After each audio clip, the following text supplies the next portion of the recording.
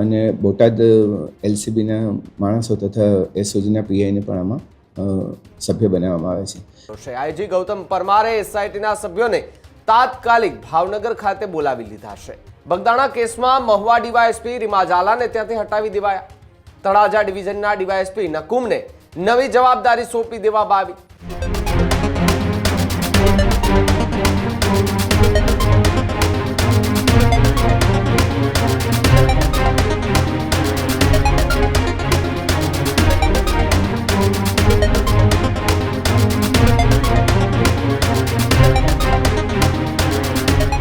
તો સમાચારોની શરૂઆત બગદાણાની બબાલને લઈને કરીએ। બગદાણાની બબાલને લઈને ગઈકાલે ગાંધીનગરની અંદર બેઠકનો દોર જોવા મળતો હતો। એ બાદ એસઆઈટીની રચના કરવામાં આવી। 5 સભ્યોની એસઆઈટીની ટીમ બનાવવામાં આવી। ત્યારે બગદાણાના સેવક નવનીતભાઈ બાલધિયા પર હુમલો કરવામાં આવ્યો હતો। હુમલા કેસમાં હવે એસઆઈટી રચ્યા બાદ તપાસનો ધમધમાટ શરૂ થઈ ચૂક્યો છે। આઈજી ગૌતમ પરમારે એસઆઈટીના સભ્યોને તાત્કાલિક ભાવનગર ખાતે બોલાવી લીધા છે। કેસમાં બાકી રહેલા મુદ્દાઓની ઊંડાણપૂર્વક તપાસ માટે એસઆઈટીની રચના કરવામાં આવી છે। તપાસનું સુપરવિઝન આઈજી ગૌતમ પરમાર જાતે કરશે તેવી પણ ચર્ચા છે। બગદાણા કેસમાં મહુવા ડીવાયએસપી રીમા ઝાલાને ત્યાંથી હટાવી દેવાયા। તળાજા ડિવિઝનના ડીવાયએસપી નકુમને નવી જવાબદારી સોંપી દેવામાં આવી। તો સાથે જ મહુવાના ડીવાયએસપીનો ચાર્જ હાલ તળાજા ડીવાયએસપી નકુમને આપી દેવામાં આવ્યો છે। એસઆઈટી દ્વારા કેસની તમામ કડીઓ ફરી એકવાર જોડવામાં આવશે અને ત્યારબાદ તપાસ પણ કરવામાં આવશે। પોલીસ તંત્રમાં ફેરફાર બાદ તપાસ વધુ ગતિ પકડવાની શક્યતાઓ જોવા મળી રહી છે।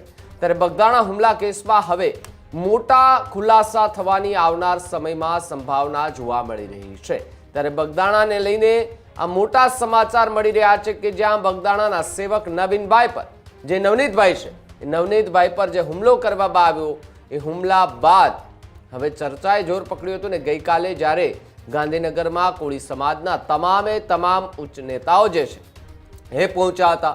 સીએમ ભૂપેન્દ્ર પટેલ છે એમની સાથે રૂબરૂ મુલાકાત કરી તો ડેપ્યુટી સીએમ હર્ષ સંઘવી સાથે વિડીયો કોન્ફરન્સના માધ્યમથી વાત કરી હતી। એ પહેલા કોળી સમાજના આગેવાનોની એક બેઠક પણ મળી હતી। આ બેઠકની અંદર કે આ પ્રકારનો નિર્ણય લેવો આગામી સમયમાં તેને લઈને ચર્ચા વિચારણા કરવામાં આવી છે।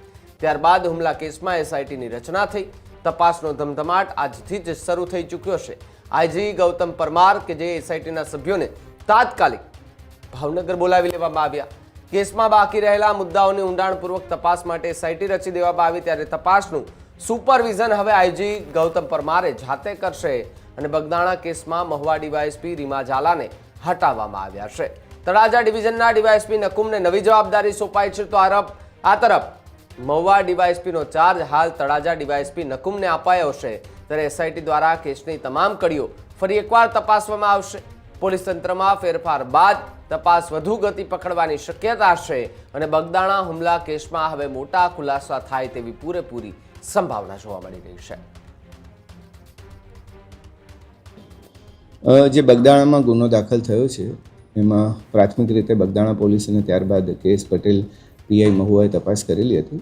એ તપાસ વધુ તલસ્પર્શી દિશામાં થાય અને કેટલાક પ્રશ્નો જે હજુ બાકી રહેલા છે એનું યોગ્ય રીતે એનું સતત ઇન્વેસ્ટિગેશન અમારા સુપરવિઝનમાં થાય એટલા માટે એસઆઈટીની રચના કરવામાં આવી છે।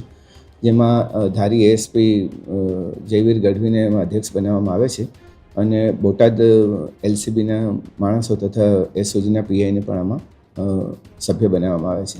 મારી ઓફિસમાંથી પણ સબ ઇન્સ્પેક્ટર જે છે તે પણ આના સભ્ય છે।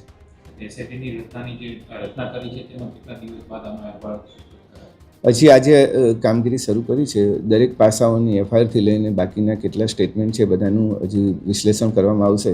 કેટલા પુરાવા પ્રાપ્ત થયા છે અને કયા પુરાવા હજુ લેવાના બાકી છે તેનું ટોટલ વિશ્લેષણ કરીને ચોક્કસપણે ઘટના કેવી રીતે ઘટી એનું બીજા સાંયોગિક પુરાવા શું છે તમામ એકત્રિત કરવા માટે અત્યારે ટીમ કાર્યરત છે। સમગ્ર કેસની અંદર એક જ પ્રશ્ન ઉભી રહ્યો છે, આરોપ લાગી રહ્યો છે કે લોકસાહિત્યકાર માણેકા આઈના દીકરા જયરાજ આહિર છે તેમના દ્વારા હુમલો કરાયો છે। જો પ્રાથમિક તપાસની અંદર કોઈ પણ જગ્યાએ પ્રસ્થાપિત થયું છે કે હુમલો તેમના દ્વારા કરાયો? હજુ કેસ પેપર્સ અમે સ્ટડી કરી રહ્યા છે અને ક્યાં કેવી રીતે શું મોટિવેશન હતું, આરોપીઓ ક્યાંથી આવ્યા, એમના શું કનેક્શન હતા ને એ બધું અત્યારે તપાસ કરી રહ્યા છે। એટલે પ્રાથમિક રીતે જે અમે ચર્ચા કરી છે કે કયા કયા એરિયા પર અમારે ફોકસ કરવું છે, થોડું તપાસ આગળ વધ્યા બાદ જ હું આમાં બતાવી શકીશ। સર, મહુવા ડીવાયએસપી છે તેનો ચાર્જ લઈ લેવામાં આવ્યો છે, હવે કોણ તપાસ એના સ્થાને રહેશે? એ વહીવટી સરળતા માટે કરવામાં આવ્યું છે, કેમ કે નવા ડીવાયએસપી બે નવા ડીવાયએસપી હાજર રહ્યા છે. મહુવા ડીવાયએસપી જ્યારે અંશુલ જૈન હતા એએસપી, એમની ટ્રાન્સફર બાદ હમણાં બે ડીવાયએસપીનું પોસ્ટિંગ થયું છે, એટલે તળાજા ડીવાયએસપીને ચાર્જ આપવામાં આવ્યો છે. સર, સરકારમાંથી આજે એસઆઈટીને લઈને કોઈ અગત્યની સૂચના આપવામાં આવી? એસઆઈટીની રચના અત્યારે અહીંયાથી થઈ છે. આઈજી ઓફિસે અમે નક્કી કરેલું હતું કે આની તલસ્પર્શી તપાસ થવી જોઈએ, અને મારા લેવલ પર અમે નક્કી કર્યું છે કે હવે તપાસ મારા સુપરવિઝનમાં થાય. સર, ફરિયાદી છે નવનીત બાલદિયા, તેનું કહેવું છે કે જે બગદાણાનું એક ગેસ્ટ હાઉસ આવેલું છે ત્યાં પણ આરોપી લાંબો સમય સુધી રોકાયા હતા, તેના સીસીટીવી ફૂટેજ છે તે પણ ડિલીટ થઈ ગયા છે, પોલીસ સહકાર નથી આપતી તેવું કહ્યું. ના, હવે આવા પ્રશ્નો નહીં રહે. અમે તમામ તલસ્પર્શી બાબતોની તપાસ કરીશું.